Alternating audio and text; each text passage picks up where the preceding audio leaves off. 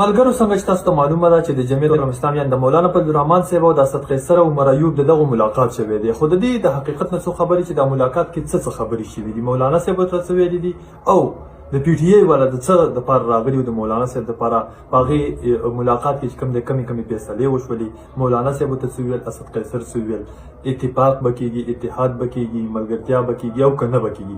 په دې تاسو خبرو ما خو هغه خلک کوم چې په سوشل میډیا باندې لکه مطلب بغیر د ثبوت بغیر د پروف اسی د خپل ځان نه پوسټونه کوي، بیا بل خصوص د جمعیت العلماء اسلام والا نو هغه ته وایم چې ګوره د قایدینو طرف کوم خبرې په کار د چې موږ تاسو هغه شیر کو. دا نور خلک چې څه وایي دا سره موږ هیڅ کار نشته. په کار دا موږ تعلق د جمعیت العلماء اسلام سره دی، د علماء د جماعت سره دی چې موږ حقیقت د خلکو سره شیر کو. زه تاسو خبرو ما چې بیګا کوم اسد قیصر او عمر ایوب راغلی نو هغه مولانا صاحب ته د دې لپاره راغلیو چې ګوره مولانا صاحب تم وی چې دان لې شوی دا او منګمو چې دان لې شوی دا، نو راځه چې په اپوزیشن کې یو ځای کینو او بار چې کوم پر روډ منګو تاسو احتجاج کوو دا منګو تاسو یو ځای وکړو.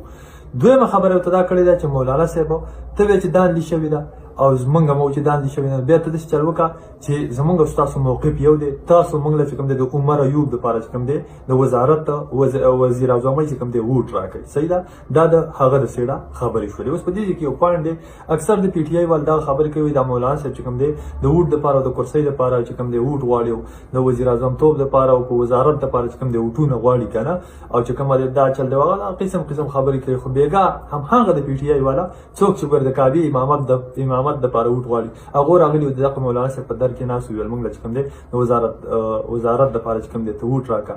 نو زه د هغه خلکو نه تپوس کوم چې ستاسو تقریبا د 100 نه زیات سیټونه دي، زموږ سره 3 سیټه دي، خو بیا هم د 100 والا راځي او د 3 سیټونو والا په خپل کې کینی.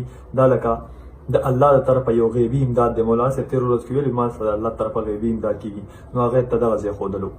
بل مولانا فضل الرحمن صاحب ته څه ویلي دي د هغې نه زه تاسو خبر کړم. مولانا صاحب خبره دا ده چې ګوره بالکل زم دا وایم چې دان دي شوی ده او تاسو هم دا وایي چې دان دي شوی ده، خو دې ته لږ نظر او فکر سوچ پکار دی چې دان دي خو چې کوم دی زما په بلوچستان کې سیټونه دي او زما په خیبر پختونخوا کې سیټونه دي. خیبر پختونخوا چې ټول تاسو ته حواله کړل شوی ده، صحیح ده. بلوچستان چلو سمال او پیپل پارټي له څنون لیګ لا او تاسو له درکړل شوی دی.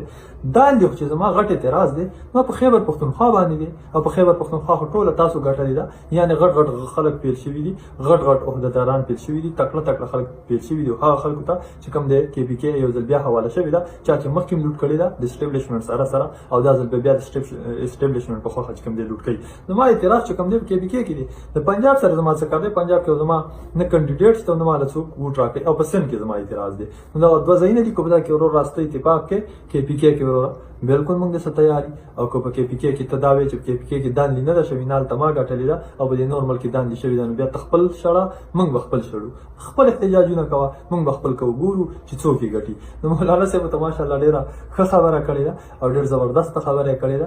ګورو چې مخې د څه کېږي. خو په دې ملاقات کې دا یو خبره چې دې خلکو به اوسه پورې دا مولانا صاحب ملام نه تسلیمولو او د ګراوند 12 کې راړي به وته ویلو. نن هغه مولانا صاحب دی چې ټولې پارټۍ چې کوم دی هغه خپل تر روان دي او دا هغه چې کوم دی دیدار کوي او دا هغه کور چې کوم دی سم سیاسي مرکز جوړ شوی دی، سیاسي دربار جوړ شوی دی، تر څو چې هغه ساين نه کړي والله ک بالله کله چې پلارم چې کوم دی هغه حکومت چې کوم دی جوړ کی. نو دا خبره د بیگانی ملاقات حواله سره تاسو سره ما شریکي کړئ.